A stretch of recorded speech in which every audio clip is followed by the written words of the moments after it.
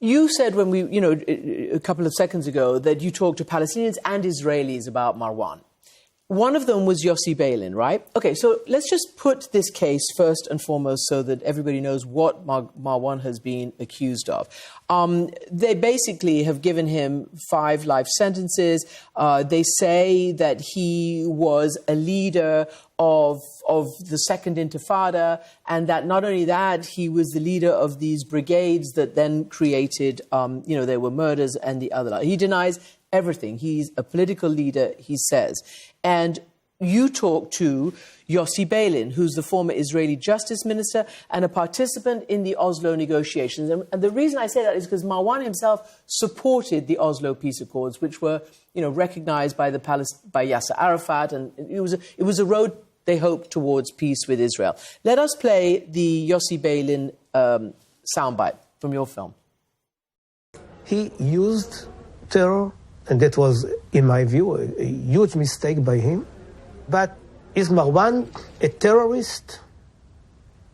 I think that he is not a terrorist who just wants to kill all Israelis or whatever. And I called upon releasing him from day one. I said that somebody like him, who is a political leader, should not be in jail. So expand a little bit on what more you heard from the Israeli side. So when we decided to make this film, apart from initially contacting the family in Ramallah, we also wanted to get an idea of outside of Palestine and who supported Marwan and what they thought of him. We wanted to be able to make a film that spoke to many people. So we tracked Yossi Beilin down, and he very kindly gave us an interview. We went to his house, we met his wife, and that was the first time we really spoke politically about Marwan. And it was through Yossi Beilin that we felt we could make a film that wasn't just a very pro-Palestinian film about a Palestinian leader in jail, but about someone that actually the Israelis were interested in. Back during Oslo, Marwan used to work with Yossi. They traveled together. He was liked. And it was always Marwan who was going and saying, come on, we need to maintain this model for peace, for it to last. So he gave us the confidence that Marwan was interesting for Israel. And that was needed, because there would be no point otherwise to make a film that was just about someone that no one in Israel supported and the international community thought was a complete terrorist. Can we just bring up the current and the latest poll figures on Marwan's popularity? So he is the most popular Palestinian political figure. In December 2023, months after October 7th, he shows more support than either the Hamas leader Ismail Haniyeh and far more than President Mahmoud Abbas. How do you, Sophia, account for his popularity? I mean, we interviewed people on the street. We wanted to speak to people outside of the family. And everyone we asked, from students to elderly people in the market, Marwan Barghouti, everyone said he is an honest man. He's a man of the street. We know where he comes from, and he's sitting in jail now, and we would want him to represent us. He's a figure that we believe in, and that's important. And I hope that we can spread the message, and I hope that through this film we can let more people know about Marwan, because, he's sitting in jail, he's educating himself continuously, and he's educating the next generation. Arab, I need to ask you, because Marwan Barghouti, as I just said, is the most popular Palestinian leader at the moment, and he's in jail. Had he been able to take part in the previous elections, which never happened, it's considered that he would have won as the independent candidate that he presented himself as. Do you believe, and are you surprised that now, since October 7th, obviously the film was done before October the 7th, but since October the 7th, so much more spotlight has now come to him, because he's neither Hamas nor Fatah. He's a different, he's not one of those factions.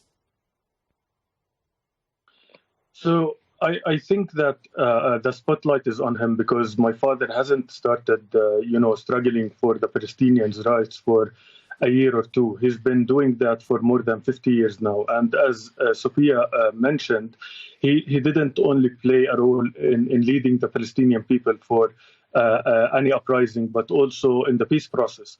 And I think that it only makes sense that he gets this much attention. And at the same time, unfortunately, he's being targeted personally by the Israeli prison authority. After October the 7th, he has been moved to solitary confinement. He has been transferred to 4 different prisons in the last 3 months. We know about very harsh conditions, like inhumane conditions that he's going through. He's put in a cell that is a very, that doesn't have electricity, doesn't have hygiene, clothes, any human that any human would need. And this pains me so much because he does not belong there. He belongs amongst the Palestinian people. He is a figure that is a unifying figure for the Palestinian people. And he's also someone who struggled his whole life for peace. And for peace, not only for the Palestinian people, but also for the region. But I think that maybe the Israeli government is not interested in a figure that is working for a true two-state solution, a just peace, not any kind of peace. And this is why they are targeting him right now. And he's of course, we know that, of course, I'm scared and concerned about his life as his son. Arab, I want to ask you the final question, because not just Palestinians say he should be the leader, but, for instance, Ami Ayalon, former head of Shin Bet, Israeli security forces, called your father the only leader who can lead Palestinians to a state alongside Israel. But then you must also know, because you've just referred to the Israelis, they released Yahya Sinwar. In fact, your father was denied release in that exchange for Gilad Shalit. They released Sinwar, who went on and led this catastrophe against Israel.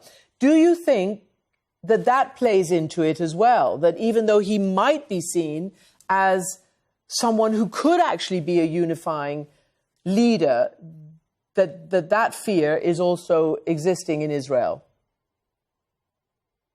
Well, I think that anyone with their right mind would look at my father's career and would see that he's someone who has been very brave in the peace process. He's someone who has taken real steps to collect the Palestinian people and to unify the Palestinian people into the two-state solution, and he didn't shy away from that. So anyone who, like Ayalon and other figures in Israel, who thinks that he can play a role in the future of this cause and what will happen and how we will get to peace, obviously knows what they're talking about. And I just want to say that all I care about as his son, to be very honest with you, is that he's safe, he's released, and that, of course, the main priority for every single Palestinian is for the ceasefire and stopping the genocide, because I want to be sensitive to our people in Gaza that are going through